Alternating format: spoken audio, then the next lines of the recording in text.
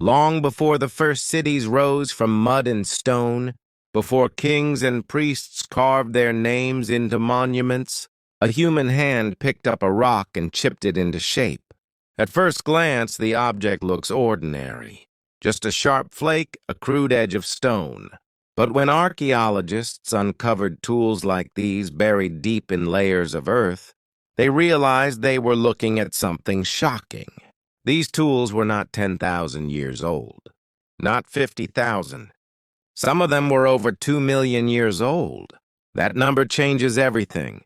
It means our ancestors understood technology far earlier than history admitted. Imagine holding such a tool in your hand, the same size as your palm, simple, but it carried the survival of an entire community. With that tool, someone hunted, someone cut roots, someone carved wood. We often think of history as a neat line, caves, then villages, then cities. But these artifacts shattered that tidy path. They tell us that intelligence, problem-solving, and creativity existed long before the dates in textbooks. Think about it. Every strike of stone against stone thousands of years ago echoes back to us today. These artifacts prove that humans have always been thinkers, always survivors, always inventors. And while other evidence has turned to dust, these tiny sharp-edged stones survived, whispering, the human story is far older, far stranger, and far more fascinating than anyone dared to imagine. But if tiny stone tools could disrupt everything, we thought we knew about human history, what would you feel if the very earth swallowed an entire army and released it thousands of years later? Centuries of silence. Fields of crops waving gently in Shanxi province.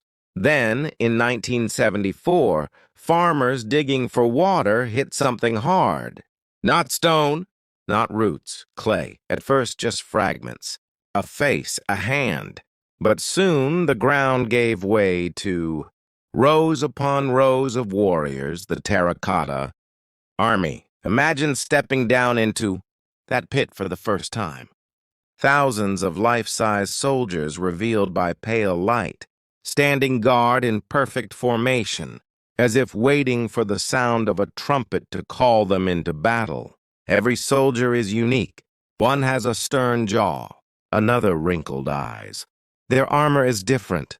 Their hairstyles, their boots, their belts, no detail repeated. These were not mass-produced dolls. They were echoes of real people, captured in clay. And this was no army destined for war. They were guardians for China's first emperor, Qin Shi Huang. He believed that power must follow into death, that even in the afterlife he would rule, guarded by warriors beyond counting. For over 2,000 years they stood in darkness, unknown, buried beneath soil and silence. Then the modern world found them, and they became one of the greatest discoveries of all time. To stand among them today is to feel both awe and uneasy, as if you are walking into the emperor's dream, a dream built to last forever. A simple well dig turned into a door into history, a door that led to an army without end. But armies carved in clay weren't the only secret hidden beneath soil, because just one block of stone would soon rescue the voice of an entire civilization. Egypt, 1799. Soldiers building a fort turned up a large slab of black granite. Covered in neat lines of writing, it didn't seem spectacular at first. Archaeologists brought it to Cairo. Scholars huddled over it. And slowly the truth dawned. This was no ordinary stone. On its surface were 3 scripts, the same words carved in 3 different languages.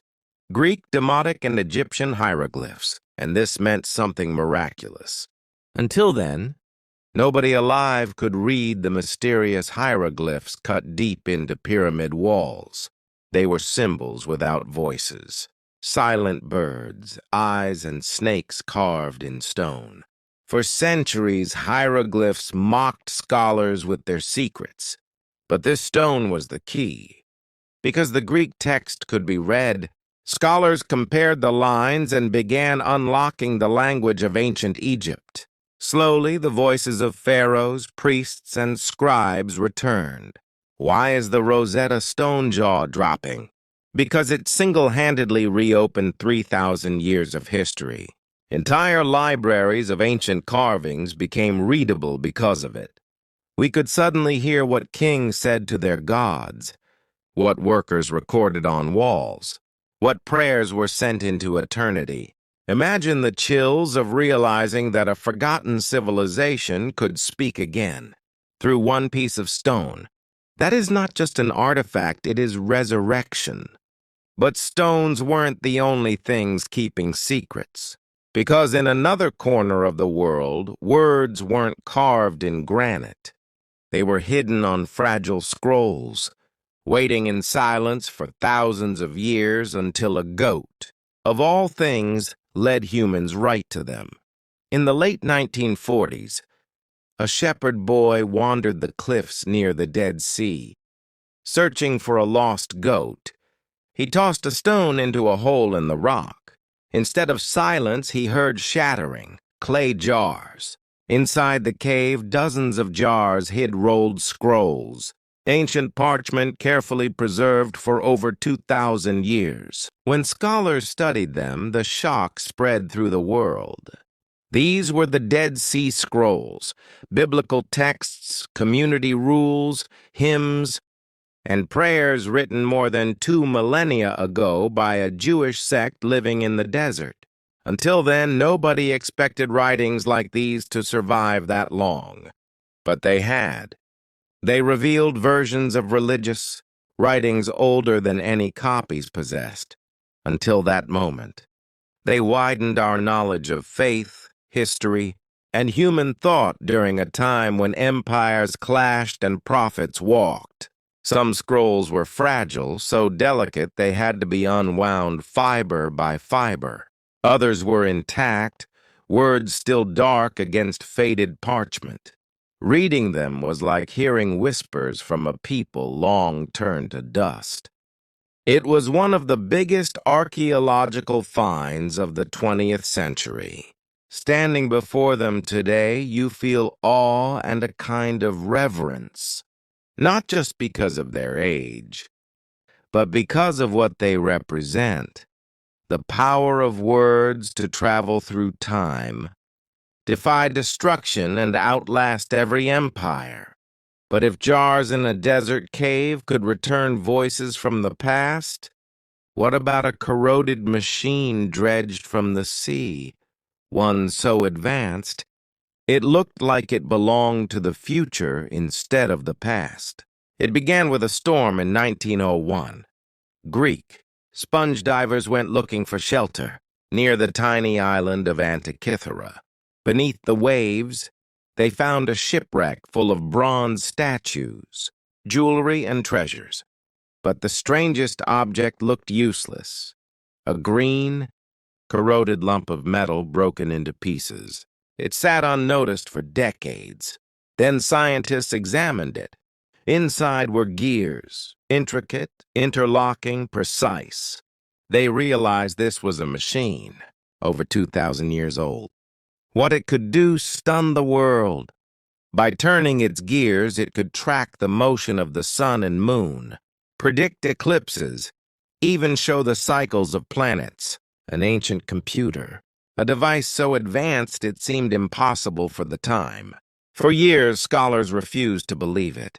Yet the Antikythera mechanism is real. How did craftspeople in ancient Greece build something so complex?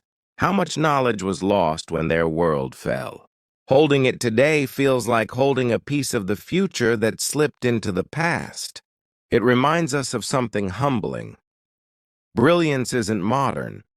It has always existed. Sometimes it thrives, sometimes it's lost, but it never disappears completely. Each tiny tooth of its gears tells us that human imagination has always been engineering, wonders far ahead of its age. And somewhere, maybe still buried, perhaps more machines like it wait to be found.